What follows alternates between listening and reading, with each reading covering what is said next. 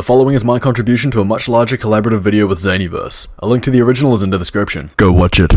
Welcome gamers, one and all, to post-apocalyptic Utah, where the only people on this earth are 12 clinically insane car-obsessed bogans with a death wish. While Flatout Ultimate Carnage was released in 2007 for the 360, it was also released on Steam August 2008, so suck my nuts, that's the version I'm playing. Flatout Ultimate Carnage embodies it. That takes way too much effort to say. Okay, from now on, Flatout Ultimate Carnage is just gonna be Folk. Folk is a remake of the legendary Flatout 2. The franchise embodies the attitude of early 2000s punk edgelord gaming perfectly.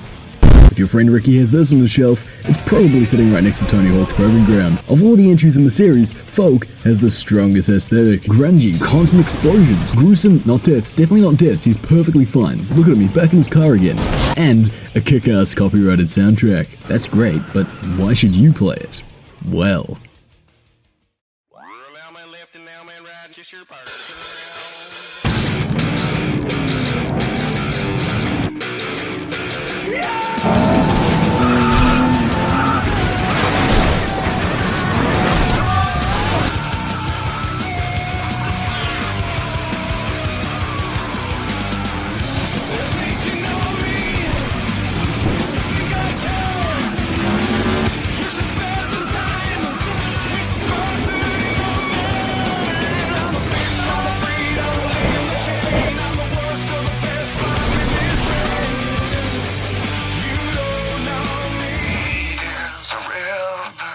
Floating with money and greed, drawing borders, lines on a map we don't need.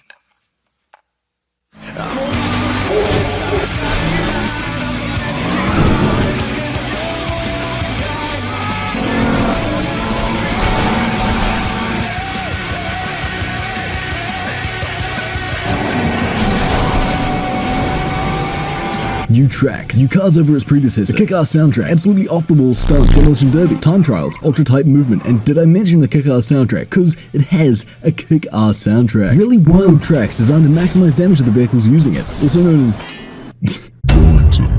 Career mode, quick race, basically this game's version of instant action. Look at this car, school bus. If this game had any more testosterone in it, I wouldn't be able to fit through the doors of my local medical dispensary. Look, I could have made this review at least 4 minutes, and normally with racing games that would be a problem because they have about as much depth as a Twilight fanfiction, but this game accounted for a significant amount of my childhood. Just like last year's LEGO Indiana Jones review, Folk absolutely sweeps. The sense of chaos and speed is substantial. Not only that, but this game carries with it an incredible level of violence for a racing game. The blast out mechanic alone is enough to make any middle-class white mother queasy. Just listen to that scream. You may be wondering, what makes this game Ultimate Carnage for Xbox and PC circa 2008? And not, say, BeamNG Drive?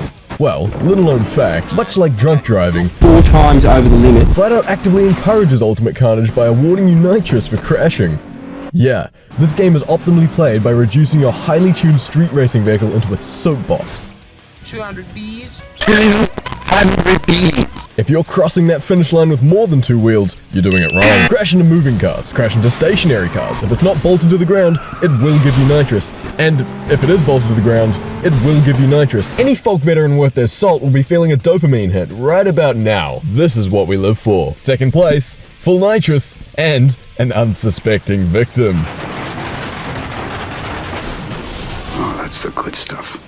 In this clip, I'm about to finish the last lap, and I'm still chasing down first place. I have enough nitrous to catch up to, but then I would have to battle them neck and neck and risk being pushed back down into second as I finish the race, and I don't have a lot of space in the racetrack left. Staying on brand, Folk presents a solution to this problem, taken directly from the drunk driving racing lexicon. The optimal choice to make here is to wait for Gilles Richard to slow down for the last corner. Slam on the nitrous and give them the Princess Diana treatment. Holy shit. Some of the few of you with a cranium that's grown past the size of a walnut have noticed that this maneuver has replenished our nitrous. And that's how Folk proves a higher blood alcohol level does not impair your ability to drive. Not only that, but Folk is a game mode dedicated to being even more reckless in the Demolition Derby, an arena mode where the occupant's only goal is to create as much damage to your car as possible. and a game mode that puts you as a volunteer for a research facility tasked with figuring out what driving was like before 1968. Speaking of crashes, I like explosions. Do you like explosions? The resources for improvised explosive devices can be sourced from your local hardware store. Mail pipe bombs to Zanyverse. Send pipe bombs to Zanyverse. He's not released me from the basement since our last collaborative project.